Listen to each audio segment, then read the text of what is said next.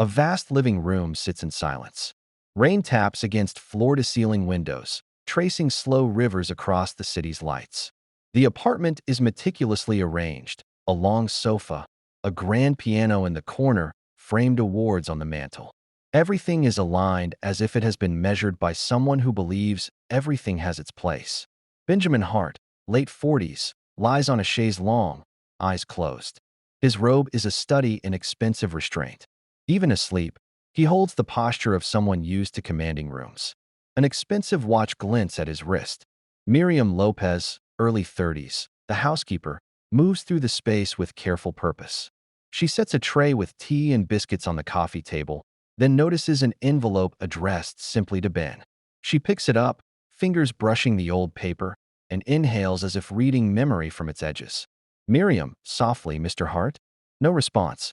She straightens a stack of magazines, dusts the frame of a family photo, then opens a low cabinet to reveal a wooden box.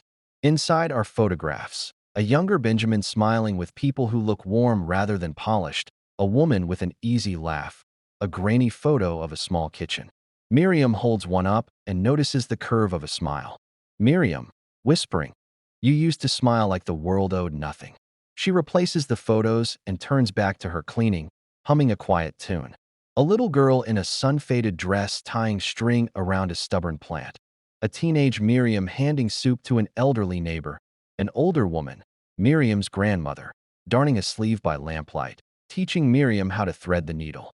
Miriam dusts Benjamin's shoulder in a gesture that is both practical and oddly intimate. A clock ticks. She rearranges an award with a small, corrective motion, making it face the room. The door opens. Caroline Hart, mid-40s, Benjamin's sister, enters, umbrella dripping. She is precise in everything: hair, coat, expression. She checks Benjamin with a professional quickness, a pulse, a practiced tilt of the head. "Caroline, you're still here?" Miriam, 3 years, ma'am. "Caroline, there are things tomorrow. The archive needs organizing, and we have the gala." Miriam nods. Caroline's gaze drifts to the photograph Miriam held. A flicker of recognition crosses her face, an old memory, and then it is gone. Caroline makes sure everything is ready. "We'll need the files in order." She leaves, heels tapping. Miriam continues her work, moving to the window plants. One is wilting. She trims dead leaves with the exactitude of someone used to repairing small things. She mists it, hums again, and the apartment's hum seems to answer. Benjamin opens his eyes. He watches her as if seeing her for the first time. The way she bends, the smallness of her movements. She nearly drops a leaf and straightens, startled. "Miriam, Mr. Hart." "I didn't realize." "Benjamin, how long were you there?" "Miriam, not long, sir. I was putting things in order." Benjamin reaches for the wooden box and pulls out the photograph of the kitchen. His fingers linger on the paper like someone touching an old map. "Benjamin, that kitchen. My mother burned more dinners than she cooked." "Miriam, it looks warm." He laughs softly, surprised by the naturalness of the exchange. There is a moment of ease. "Benjamin, why do you stay?" "Work here." "Miriam, I like seeing order return. I like helping things be useful again." "Benjamin, you could have taken something. No one would have known." "Miriam, I don't take what isn't mine. I take care of what's been given to me to care for." He studies her, searching the honesty in her face. Then he says something he never would say to a stranger. "Benjamin, I sometimes test people. Small things. To see." Miriam looks surprised. She is not offended. She answers with a memory, not with accusation. "Miriam, my grandmother taught me to mend things. Not to hide damage, but to make it useful again. She would say, if you fix one thing, the world is a little less broken." Benjamin hears something like a lesson and is awkwardly grateful. Caroline returns with a newspaper and checks Benjamin's schedule. "Caroline, board meeting at 9. Don't be late." "Benjamin, I'll be there." After Caroline leaves, Benjamin pads to the piano. He places Miriam's little clover on the music stand almost absent-mindedly and plays a few tentative notes. The sound is unpracticed, like someone rediscovering something they once loved. "Benjamin, soft, you fixed my waking." "Thank you." "Miriam, it's my job, sir." "Benjamin, not just a job. You reminded me how ordinary things matter." Miriam touches her apron and pulls out a small pocket Bible and a scrap of cloth, an embroidered napkin with the word trust squeezed into careful stitches. "Miriam, my grandmother embroidered this for me." She said trust is a thread that has to be handled gently. Benjamin takes the thought in. He smiles faintly, a rare, unarmored expression. Glass walls, a long table. Men and women in tailored suits talk about margins and acquisitions. Benjamin sits at the head, present but distracted. He reviews a report while thinking of the apartment plans. A board member speaks up about cost-cutting. Benjamin nods absently, then calls for a break. Benjamin, calling to Caroline, set up a meeting with human resources. Bring Miriam's file into the company. Provide benefits. Give her the protection we'd offer any employee. Caroline, surprised, are you serious? She's housekeeping. Benjamin, exactly. People who do the essential work shouldn't be invisible. Caroline studies him, measuring his intent and finding it sincere. She leaves with instructions. Miriam opens an envelope from the company, a new contract offering improved hours and benefits. She reads it slowly, then closes her eyes and laughs quietly into the paper, a sound of relief and something like joy. She calls her sister. Miriam, whispering, they offered me full-time insurance. Her sister's voice on the line is thrilled. Miriam lets the moment sit with her. Miriam organizes a small community effort to rehabilitate the neglected courtyard with Benjamin's help. Flyers go up, neighbors are invited. At first, people are skeptical, residents who assume a courtyard belongs to no one. Miriam goes door to door, speaking gently, her voice steady. Miriam, we can plant herbs. Rosemary, thyme. It'll help the wind smell better. An elderly neighbor, Maria, watches from her window. A young father, R.A.J., brings his daughter. A retired carpenter, M.R. Wilkins, offers tools. Benjamin arrives with a truckload of soil and supplies. His presence draws a range of responses: gratitude, suspicion, curiosity. M.R. Wilkins, eyeing Benjamin. You one of the ones with money? Benjamin, yes. I want to help. They dig. Miriam instructs, teaches how to plant garlic and how deep to set a seed. It becomes work and conversation. People swap stories, births, losses, favorite recipes. The courtyard, over the course of weeks, becomes a small, persistent green. Miriam mends a coat someone left at the door, threads the needle with practiced fingers. The radio plays a low station. Benjamin comes home early and finds her sitting on the floor, scissors and thread on a low table. Benjamin, may I? He sits beside her. They work in companionable silence.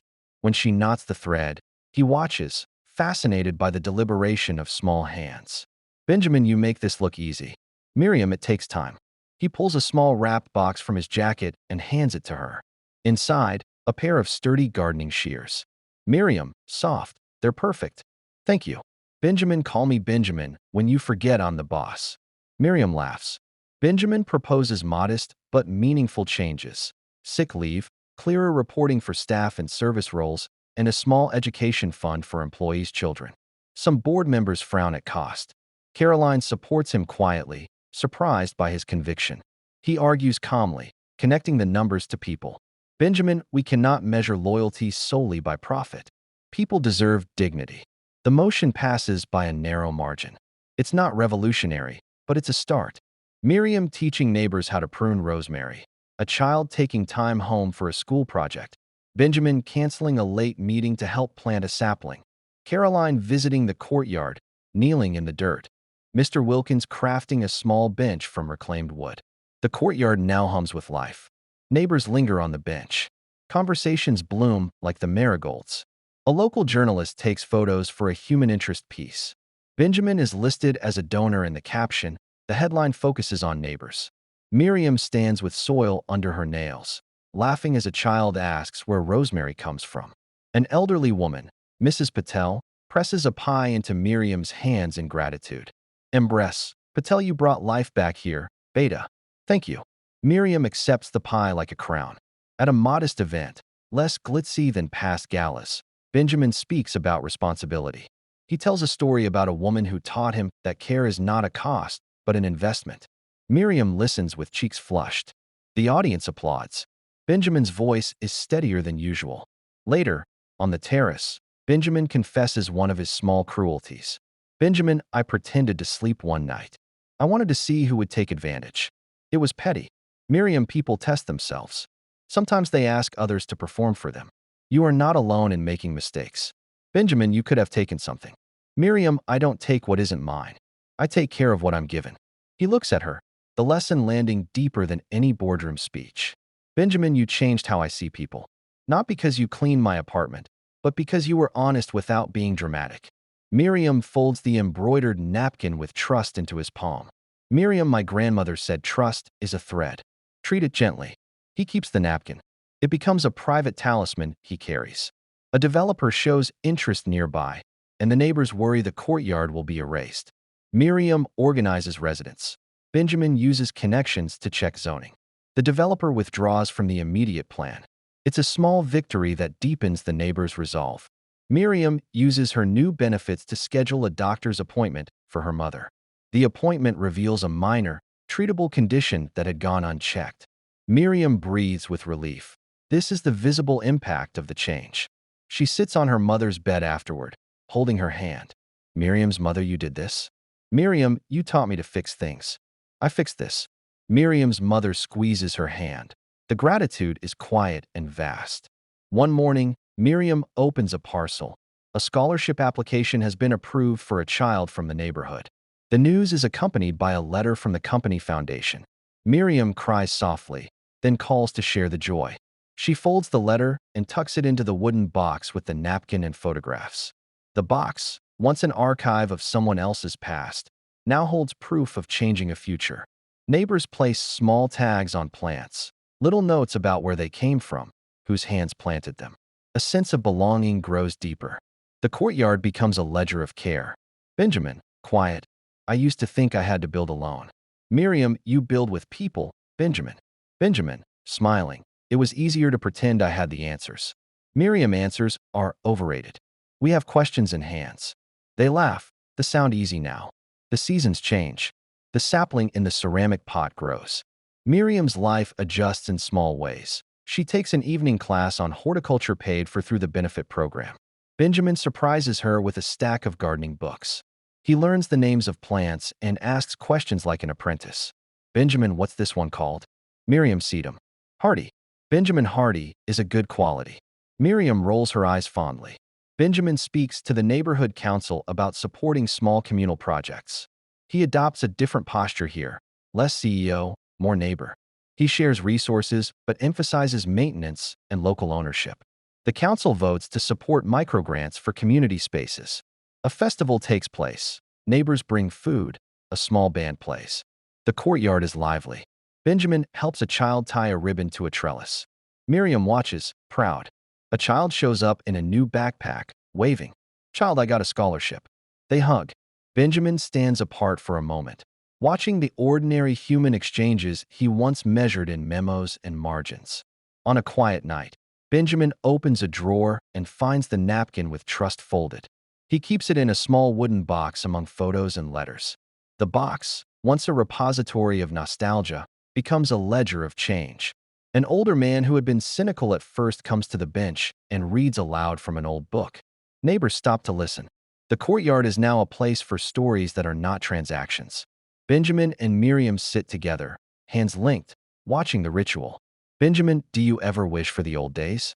Before this, when things were simpler in their own way. Miriam, sometimes. But this is better. People know each other now. Benjamin, smiling. I thought I'd always need to measure loyalty by traps. Miriam, and you learn to measure by trust. They look at the sapling which leans slightly toward the light.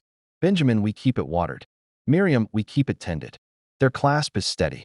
The city hums around them, its scale both vast and oddly diminished at this small corner of green and conversation. The penthouse, once a fortress of solitude and control, has softened into a home threaded with voices and care.